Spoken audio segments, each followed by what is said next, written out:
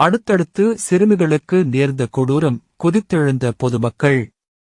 நாமக்கல் மாவட்டம் குமாரபாளையத்தில் அடுத்தடுத்து இரு வேறு பகுதிகளில் 2 சிறுமிகளுக்கு பாலியல் தொல்லை கொடுக்கப்பட்ட சம்பவம் பெரும் அதிர்ச்சியை ஏற்படுத்தியுள்ளது. 12 வயது சிறுமிக்கு நேற்று மாலை ஐஸ்கிரீம் வாங்கித் தருவதாக கூறி அப்பகுதியைச் சேர்ந்த மணி என்ற கூலித் தொழிலாளி பாலியல் வன்கொடுமை செய்துள்ளார்.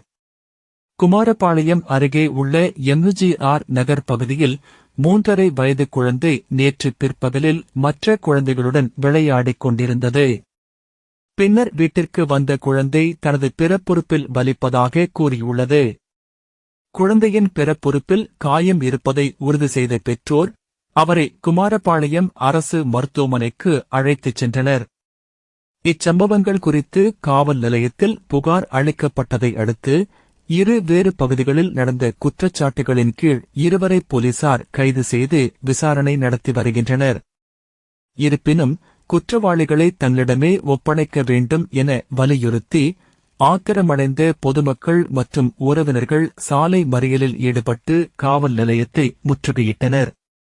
குழந்தை வலியால் துடித்துக் கொண்டிருக்கிறது, எங்களால் பார்க்க முடியவில்லை.